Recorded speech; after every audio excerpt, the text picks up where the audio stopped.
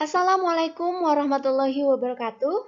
Selamat datang kembali di pelajaran Bahasa Indonesia kelas 7. Materi kita kali ini, kita masih akan membahas tentang teks deskripsi. Namun, kita mengkhususkan mempelajari teks deskripsinya dari segi struktur dan kaidah kebahasaannya. Nah, pembahasan ini lumayan cukup panjang, jadi tetap jaga fokus kalian ya.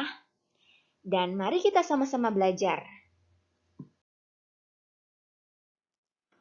Kompetensi dasar pada pembelajaran ini yaitu 3.2.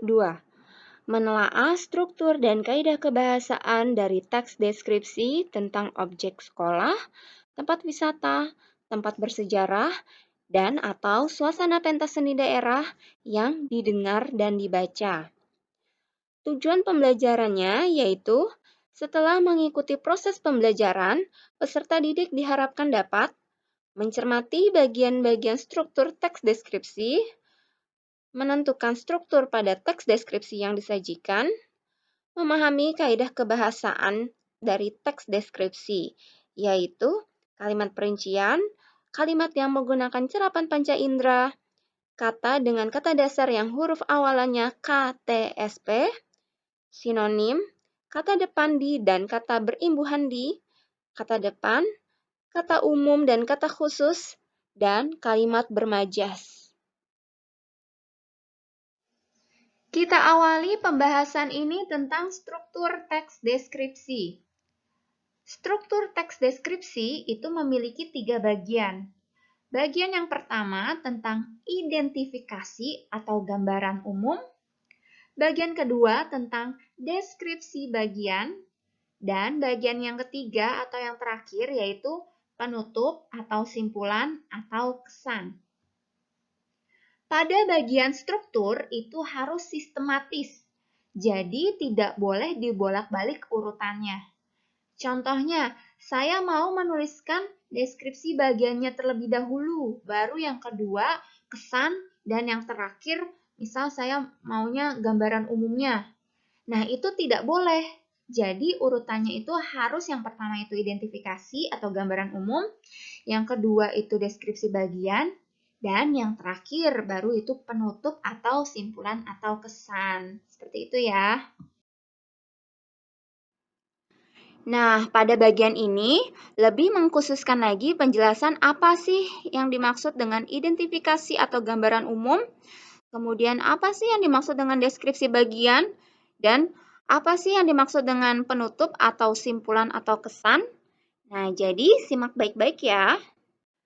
Yang pertama kita bahas struktur teks deskripsi, yaitu identifikasi atau gambaran umum. Isi bacaan dari identifikasi itu bisa tentang nama objek yang dideskripsikan, bisa juga lokasi dari objek tersebut, kemudian sejarah lahirnya, atau makna nama dari objek tersebut, atau pernyataan umum tentang objek yang dideskripsikan tersebut. Di situ kalian bisa baca ada contoh paragraf yang termasuk ke dalam bagian identifikasi atau gambaran umum. Mengapa masuk ke bagian identifikasi atau gambaran umum?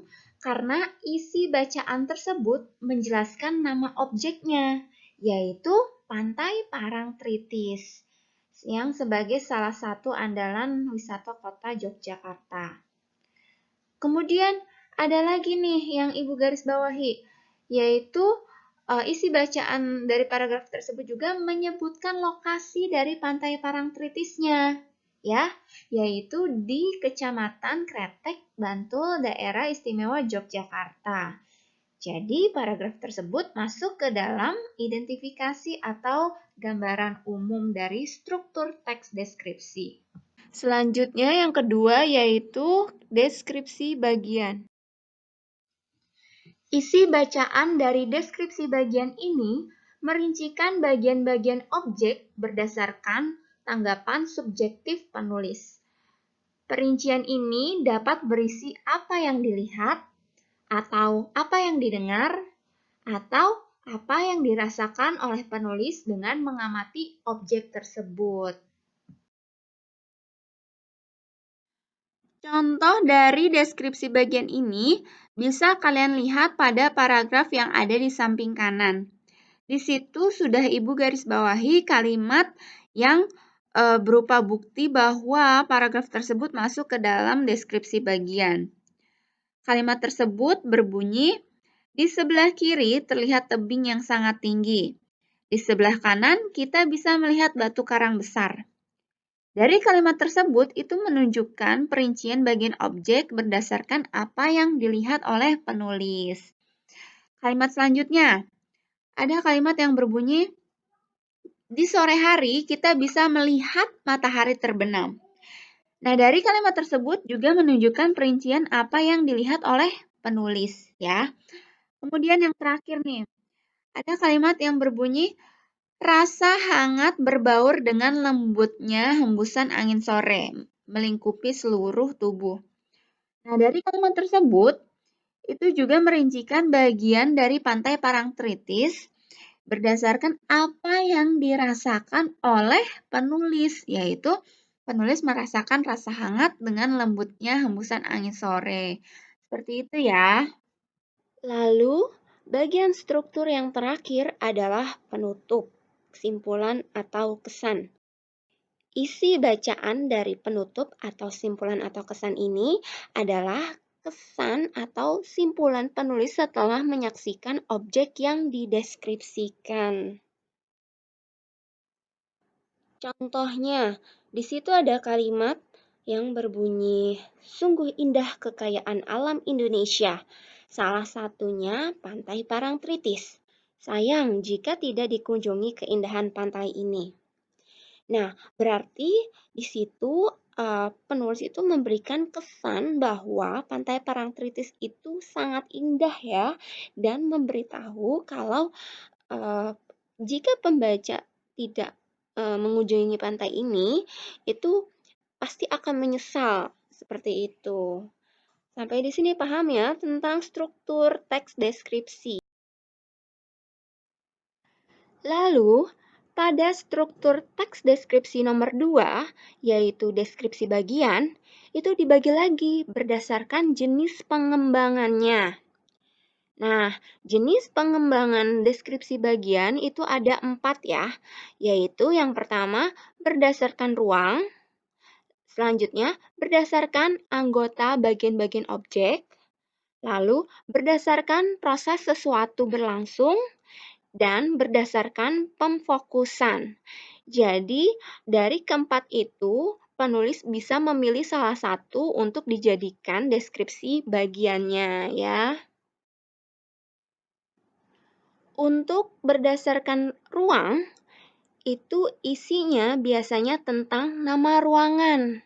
Misalnya, kita ingin mendeskripsikan rumah, berarti menyebutkan ruangan, misalnya kamar, lalu ruang tamu, lalu kamar mandi, lalu dapur, dan seterusnya. Kemudian, dari situ terus sebutkan lagi ciri-cirinya, misalnya, di ruang dapur ini terdapat peralatan masak ibuku, kemudian terdapat meja makan, dan lain-lain seperti itu.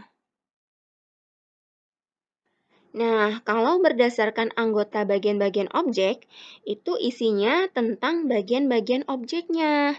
Contohnya, jika ingin mendeskripsikan wajah ayah misalnya, berarti isinya menyebutkan bagaimana bentuk matanya ayah, atau hidungnya, atau mulutnya, atau giginya ayah. Misalnya seperti itu ya. Nah, kalau berdasarkan proses sesuatu berlangsung, maksudnya itu isi bacaannya itu menggambarkan proses kejadian bagian awal, tengah, dan akhir atau penutup. Contohnya, jika ingin mendeskripsikan pementasan tari, berarti bisa menggambarkan bagaimana kondisi awal pementasan, kemudian dilanjutkan dengan puncak adegan, dan akhirnya diakhiri dengan penutup. Contoh kalimatnya misalnya, pementasan ini diawali oleh tarian saman dari Aceh. Lalu puncaknya semua bergemuruh ketika kembang api dinyalakan. Lalu pada bagian penutup misalnya, Pementasan ini ditutup dengan doa. Seperti itu ya. Jenis pengembangan deskripsi bagian berdasarkan pemfokusan itu isi bacaannya berupa bagian yang paling disukai dari bagian yang dideskripsikan oleh penulis. Contohnya, misalnya ada kalimat seperti ini. Bagian yang paling saya sukai dari perpustakaan ini adalah ruang bacanya. Desain unik dengan cat cerah memberikan kenyamanan yang luar biasa pada pengunjung. Nah, di sini penulis itu memfokuskan ruang yang paling disukai oleh penulis dari ruang perpustakaan tersebut, yaitu adalah ruang bacanya. Dan penulis juga memberikan alasan mengapa lebih menyukai ruang baca di perpustakaan dibanding ruang-ruang lainnya. Ya, karena misalnya desain unik dengan cat cerah memberikan kenyamanan yang luar biasa pada pengunjung, seperti itu. Untuk jenis pengembangan deskripsi bagian. Semoga kalian paham ya dengan penjelasan yang tadi. Pembahasan selanjutnya yaitu kaidah kebahasaan teks deskripsi. Jadi, pada sebuah teks deskripsi itu memiliki ciri bahasa. Yang pertama yaitu penggunaan kalimat perincian untuk mengkonkretkan. Kedua, penggunaan kalimat cerapan panca indera.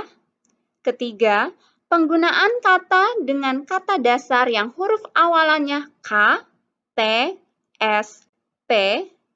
Yang keempat, penggunaan sinonim. Yang kelima, penggunaan kata depan di dan kata berimbuhan di. Yang keenam, penggunaan kata depan. Yang ketujuh, penggunaan kata umum dan kata khusus. Dan yang kedelapan, penggunaan kalimat bermajas. Jadi, kedelapan kaidah kebahasaan teks deskripsi itu akan kita bahas bersama-sama ya. Kaidah kebahasaan teks deskripsi selanjutnya adalah kalimat perincian untuk mengonkretkan. Maksudnya adalah merincikan kalimat utama yang abstrak sehingga bisa menjadi lebih konkret atau bisa kita lihat, kita dengar, atau kita rasakan oleh panca indera kita. Di situ ada contoh kalimat yang berbunyi, ayahku orang yang sabar. Nah, kata sabar itu masih abstrak karena kita masih belum tahu seseorang itu sabarnya seperti apa.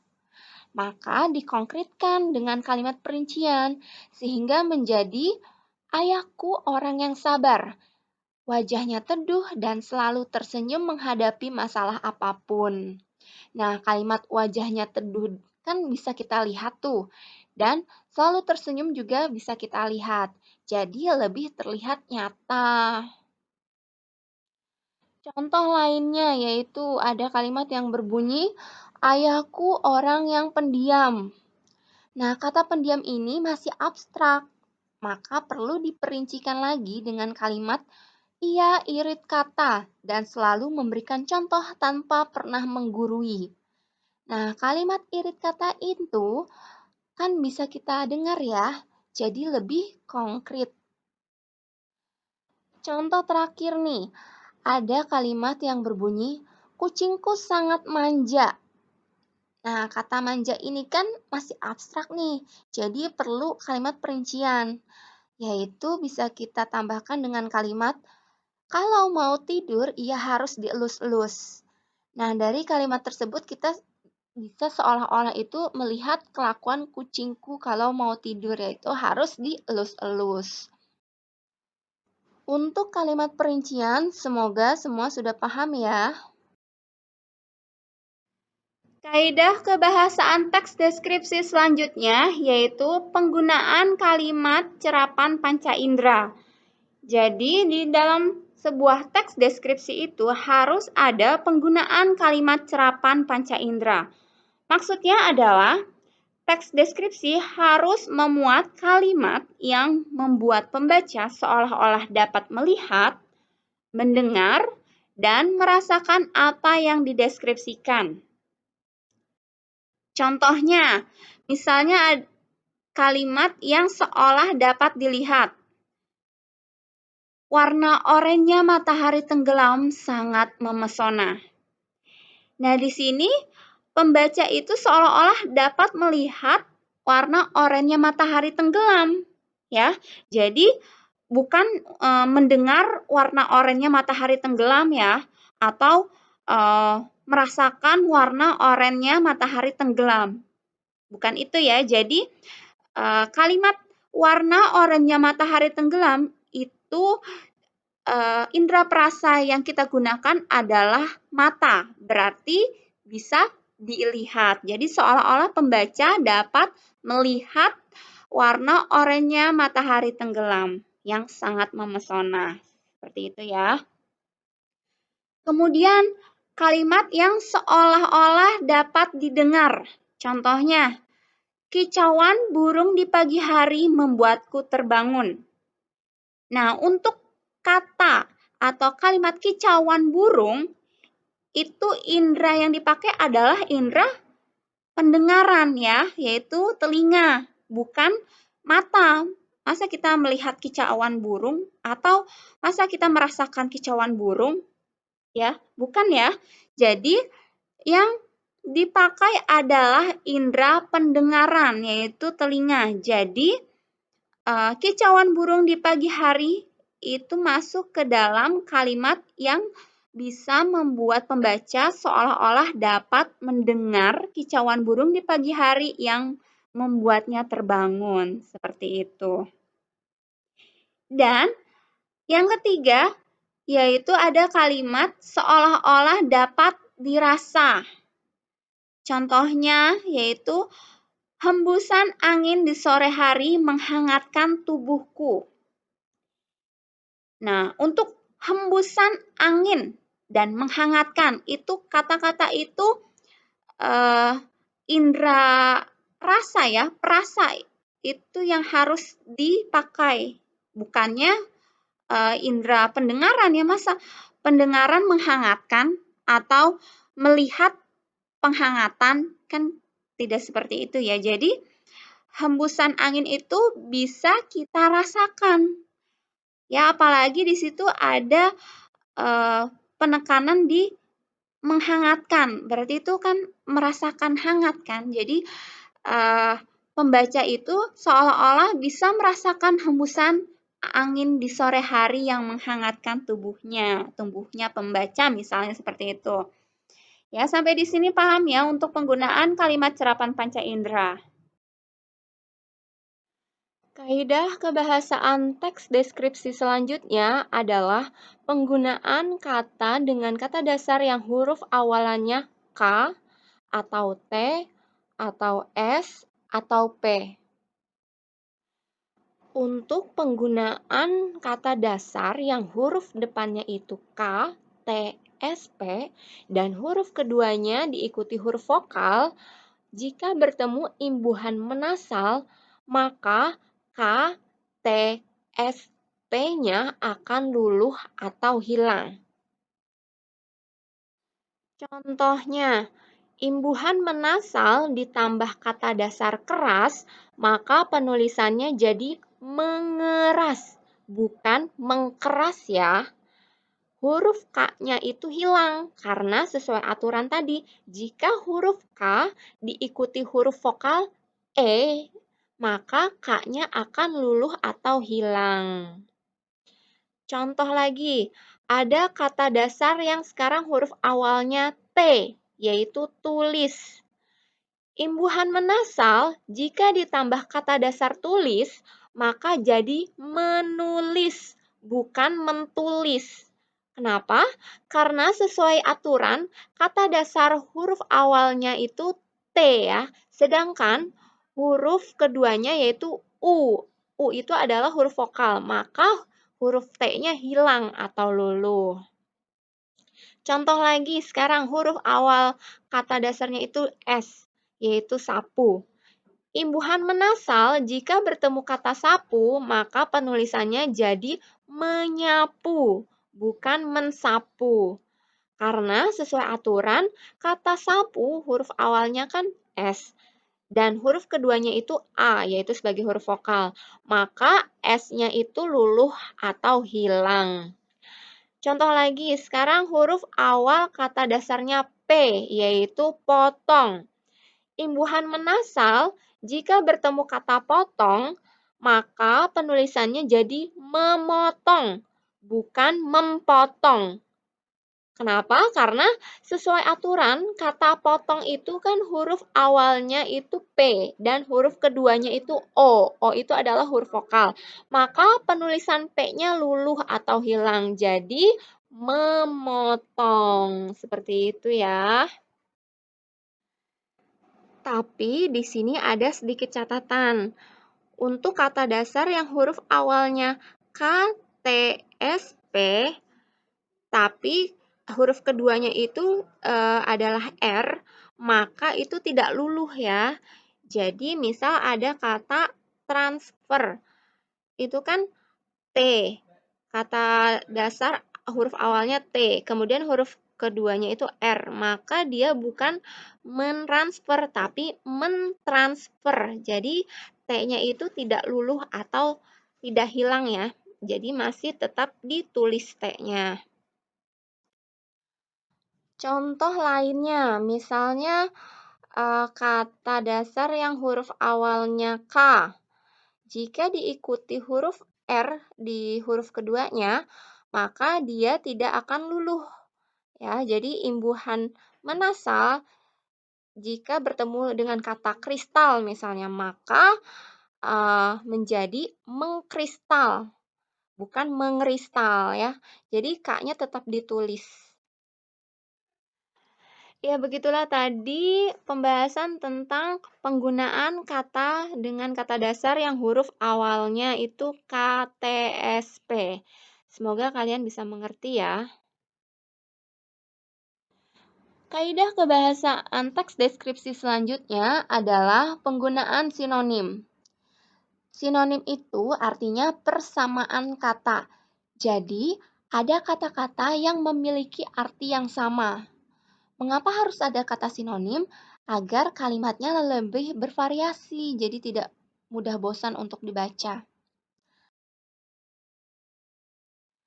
Kaidah kebahasaan teks deskripsi selanjutnya adalah penggunaan kata depan di dan kata imbuhan di.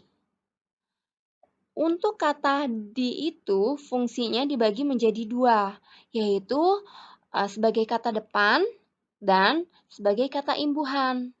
Nah, untuk penggunaan atau penulisan kata depan di dan kata imbuhan di, itu penulisannya sangat berbeda. Jadi, kita simak dengan teliti ya penjelasan berikut ini. Nah, sedangkan untuk kata berimbuhan di, apabila kata dasarnya berupa kata kerja atau kata yang menunjukkan suatu perbuatan atau hal-hal yang dilakukan, maka penulisan di-nya itu harus digabung. Contohnya, ada kata dasar tulis. Kata tulis itu menunjukkan kata kerja, maka penulisan di dan tulis harus digabung. Di sini contoh kalimatnya yaitu harga itu ditulis oleh penjual. Berarti ditulis ini adalah hal yang dilakukan oleh penjual. Maka penulisan di dan tulis itu harus digabung, bukan dipisah ya. Kaidah kebahasaan teks deskripsi selanjutnya adalah penggunaan kata depan. Contoh kata depan itu ada di, dari, ke, dan pada. Contoh kalimat untuk kata depan di. Misalnya, ibu membeli baju di pasar. Berarti penulisan di dan pasar itu harus dipisah. Contoh kalimat untuk kata depan dari. Tadi pagi ibu dari pasar. Ya. Kemudian ke. Contoh kalimatnya yaitu ibu pergi ke pasar. Seperti itu ya. Info untuk kata depan di, dari, ke itu setelah kata tersebut itu pasti menunjukkan tempat. Misal pasar, misalnya di pasar, dari rumah ke sekolah. Ya, jadi di dari ke itu setelah kata itu pasti menunjukkan kata tempat. Nah, sedangkan kata depan pada itu diikuti dengan kata yang menunjukkan waktu. Contohnya, misalnya ada kalimat, pada hari Senin aku memakai seragam putih-putih. Nah, berarti kan pada hari Senin. Senin kan waktu kan? Seperti itu ya. Misalnya contoh lagi, pada tahun ini atau pada abad 21 atau misalnya lagi pada pukul 7 bel sekolah berbunyi. Nah, seperti itu ya. Jadi pada itu setelah kata pada itu pasti menunjukkan kata keterangan waktu ya. Paham ya sampai sini ya untuk penggunaan kata depan.